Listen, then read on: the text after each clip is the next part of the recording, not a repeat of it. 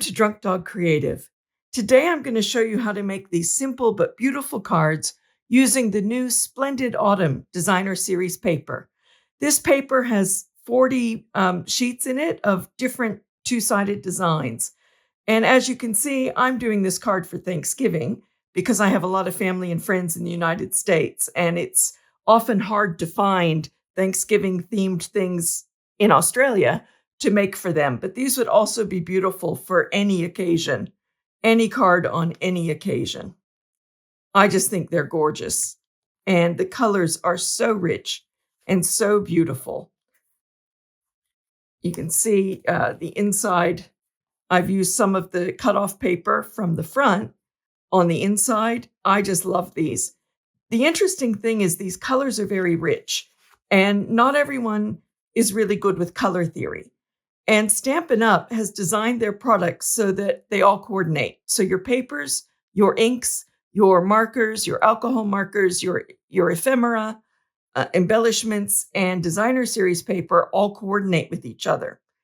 And in this year's catalog, the annual catalog, which you can find on the Drunk Dog Creative website, if you go to Papercraft and then click catalogs, you can get a digital copy, or you can contact me and I can send you the hard copy. But what I love most, is this year's catalog includes pages on color theory. So they give you the full color wheel of all of their colors, except the basics, which is black, white, beige, and vanilla, which go with everything. So all the colors, what color family they're in, and it explains to you how to use the color wheel to find colors that go together. So monochromatic, you would choose colors all from the same portion of the wheel. For complementary, you would choose colors that are on opposite sides of the wheel. For analogous, you choose, monochromatic is like one color. Analogous is when you choose three colors side by side on the wheel that work together beautifully. Any three colors that are side by side will go together. And triadic is a really interesting one, and that's where you choose three colors that are evenly spaced apart, or from families that are evenly spaced apart. So every fourth area on the wheel. So if you're having trouble with colors, this catalog is worth its weight in gold just for this.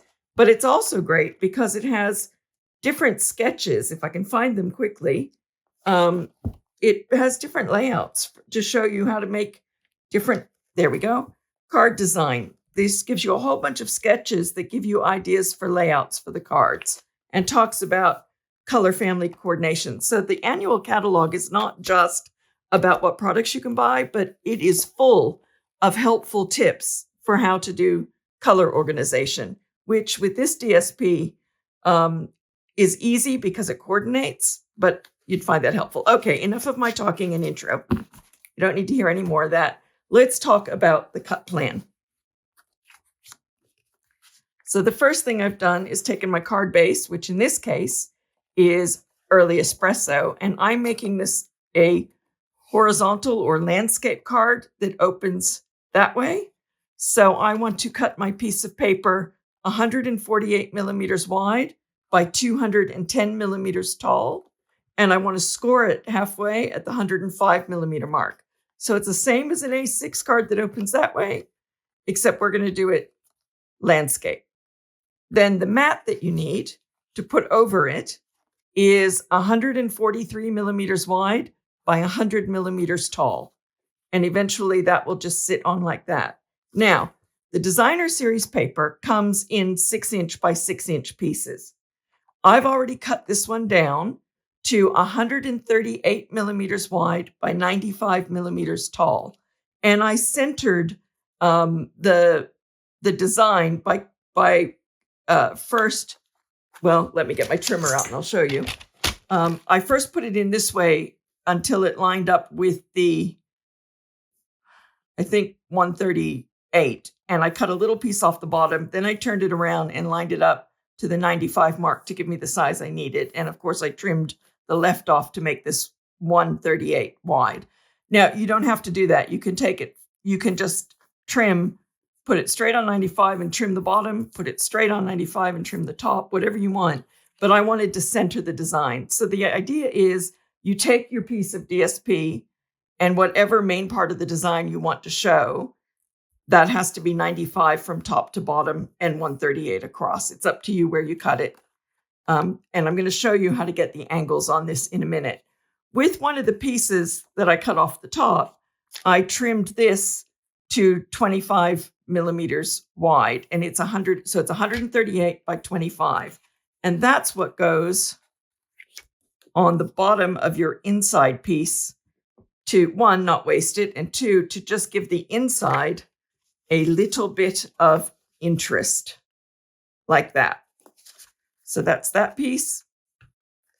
Then your inside piece, of course, is the same as your DSP. So it is 138 wide by 95 tall. So that's the cut plan for the basics. But now I'm going to talk to you about cutting the angles on this piece. And this is where having the Stampin' Up paper trimmer really helps, because it allows you to do angles pretty easily. So what I'm going to do is I want to make a mark that is 6.5 centimeters from the bottom corner. Be careful not to do it from there. It'll be in the wrong spot. It's 65 millimeters from the bottom corner. And then I turn this, and on the side, again, 65 millimeters from the bottom right corner. I'm going to do the same for the top left corner. I'm going to make a mark at the 65 millimeter mark, and then I'm going to make a mark from the 65 millimeter mark. So I've got marks 65 millimeters from the bottom right corner and 65 millimeters from the top right corner. So now what am I going to do? I'm going to grab my paper trimmer, and I'm going to cut the top left and the bottom right corners off. This is the most confusing part, because I accidentally marked it from the wrong end or cut the wrong corner. So, check twice, but you're going to find that pencil mark. And of course, I make them too small to see. You're going to find that pencil mark and put it in this cutting groove. And then you're going to find the other pencil mark and put it in the cutting groove. Now, if you wiggle them till they are both sitting in that cutting groove, you can then drop the ruler and cut the angle off. Do not get rid of these. We are going to flip them over and use them for the other side, but we have to do something else to these, so hang on. So that's the top left corner cut.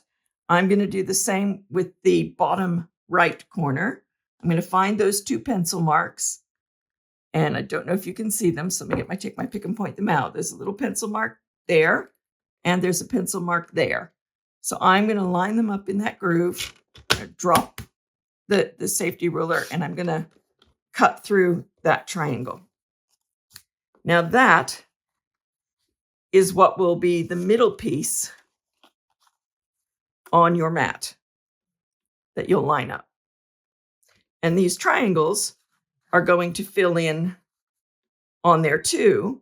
But in order to get the spacing right, and rather than wasting another piece of DSP just for the corner triangles, we are just going to cut 2 millimeters off of this. So I'm going to put this right on the 2 millimeter mark. I don't know if you can see this. There's the 5 millimeter. That's 3, 2. I'm going to put this on the 2, and to make sure it's lined up, I'm going to make sure this point is on that point. And I'm going to just 2 millimeters is not exactly easy to cut off, but it is possible. I mean, you can do it if you have a good paper trimmer. That was my score. If you don't have a good paper trimmer that's got a sharp blade in it, it's more difficult. Now you can see with those 2 millimeters off, I can put that on and have the right spacing. And then you repeat it with the other one. So put the top of the triangle right on that line.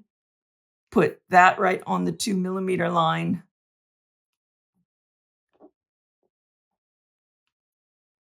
There we go. Drop the gate and trim your 2 mils off. You can discard those pieces, obviously. I'm going to put the paper trimmer away. And then what you've got is all your pieces cut, ready for assembly. And the assembly is so simple. You just glue or tape. I highly recommend using glue so you can wiggle it and position it. Glue and tape those into place and then put it on the card base. So I'm going to do that now, but I'm going to do it in a little bit of fast forward because you all know how to glue and put pieces on. All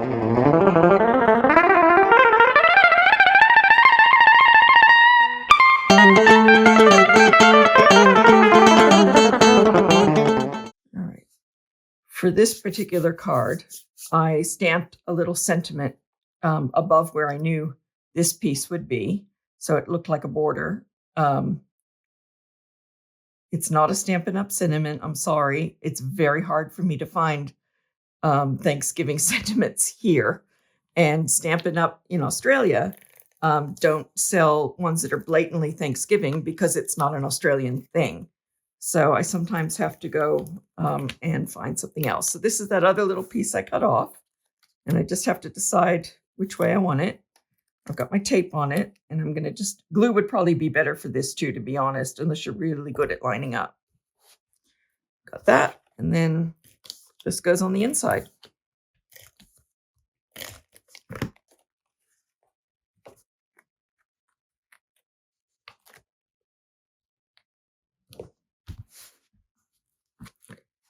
So that's how you assemble this card.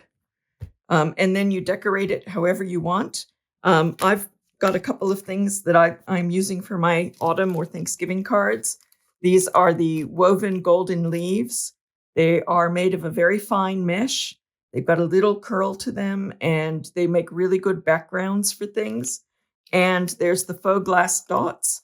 And these are in all those fall colors, the pumpkin pie, the crushed curry, the mossy meadow or old olive. I'm not sure which one that is. I'm sorry. And the Cajun craze.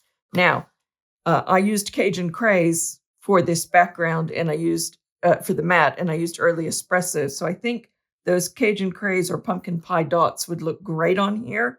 You can see I've used a couple Cajun craze dots there. Again, this one is not Stampin' Up. I'm sorry. But in the Australian market, I can't get a stamp from them that says Thanksgiving. This was a maple leaf I cut out a couple years ago. I keep, when I have extras left over, I keep them in a little storage box. There is a post on drunkdogcreative.com and on YouTube about how I store projects that are like big projects, and I want to keep everything together in one place. This is in one of the little boxes. I keep them to use in future years, which this year came handy. I've put the golden leaves, I've just glued them to the background of the little leaf. And these come in a couple sizes in here, and they just layer over things and are see-through, as you can see. So I would decorate this similar to this with some of these faux glass dots and the golden leaves and some bits and pieces from other Stampin' Up! Stampin' Die sets. But, you know, you can also just leave it blank for another occasion. You can use ribbon, bows. I think the brass butterflies from Stampin' Up! Would look really pretty on here. So there's all sorts of things that you can do if you want to zhuzh up the front, but you can also leave it plain.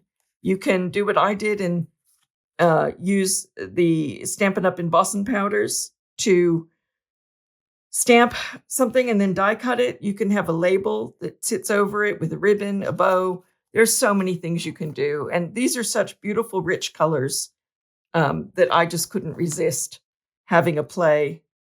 This is the petal pink with the pecan pie. It's this one. This one is wild wheat, which is only going to be available as a color until April of next year. It's last year's in colors and the early espresso. This is the mossy meadow background. They're just really unique colors, and I think they're great for autumn or scenic country things. So there you go. That's a very quick and easy way to make a card with any DSP and any color cardstock. So I'm doing autumn right now, but we have other DSPs with beautiful scenes like this that aren't in this color palette. So you might want to check those out too. and see what you want to do to be creative. Thanks for listening. Have a wonderful day or evening or weekend whenever you're listening to this, and happy making.